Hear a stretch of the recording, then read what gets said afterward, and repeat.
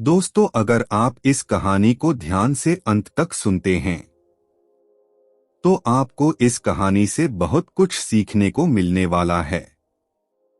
यानी कि आपको खुश रहने का जो मूल मंत्र है वो आखिर क्या है, वो आपको पता चल जाएगा। इससे पहले कि आप कहानी में खो जाएं, चैनल को सब्सक्राइब कर लें और साथ में घंटी दबाना न भूलें। तो चलिए कहानी शुरू करते हैं। बहुत समय पहले की बात है। गंगा नदी के किनारे एक पीपल का पेड़ था। पहाड़ों से उतरती गंगा अपने पूरे वेग से बह रही थी। अचानक पेड़ से दो पत्ते नदी में आकर गिर गए। एक पत्ता तिरछा गिरा और एक पत्ता सीधा गिरा। जो पत्ता तिरछा गिरा था वो जिद पर अड़ गया कि और कहने लगा कि आज चाहे जो हो जाए, मैं इस नदी को रोक कर ही रहूंगा, चाहे मेरे प्राण ही क्यों न चले जाएं, मैं इसे आगे नहीं बढ़ने दूंगा। वह पत्ता जोर जोर से चिल्लाने लगा कि रुक जा गंगा, मैं तुझे आगे नहीं जाने दूंगा। पर नदी तो बहती ही जा रही थी।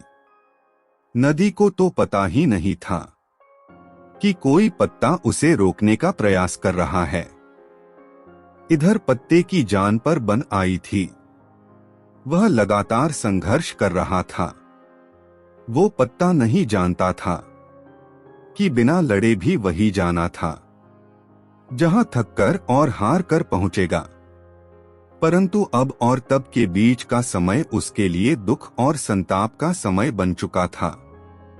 वही दूसरा पत्ता जो सीधा गिरा था वो नदी के प्रवाह के साथ बड़े मजे से बहता जा रहा था और कह रहा था कि चल गंगा, आज मैं तुझे तेरी मंजिल तक पहुंचाऊंगा। चाहे जो हो जाए, मैं तेरे मार्ग में कोई भी अवरोध नहीं आने दूंगा। नदी को इस पत्ते के बारे में भी कुछ पता नहीं था। वह तो अपने धुन में सागर की ओर बहती जा रही थी। लेकिन यह पत्ता खुश और आनंदित था, क्योंकि उसे तो लग रहा था कि मैं ही नदी को अपने साथ बहाए ले जा रहा हूं। तिरछे पत्ते की तरह सीधे पत्ते को भी यह नहीं पता था कि चाहे वो नदी का साथ दे या नहीं दे, नदी तो वही पहुंचेंगी जहां उसे जाना है। पर अब और तब के बीच का समय उसके लिए आनंद का समय बन चुका था। जो पत्ता नदी से लड़ रहा था उसके जीत का कोई उपाय नहीं था, और जो पत्ता नदी के साथ बहता जा रहा था उसकी हार का कोई उपाय नहीं था। दोस्तों, यह कहानी हमें यह सिखाती है कि जिस दिन हम लड़ना छोड़ देते हैं उस दिन से हम जीना शुरू कर देते हैं।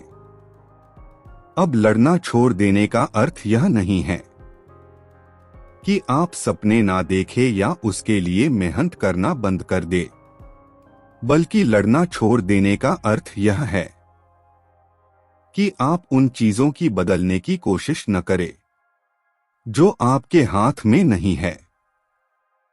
यही खुश रहने का मूल मंत्र है।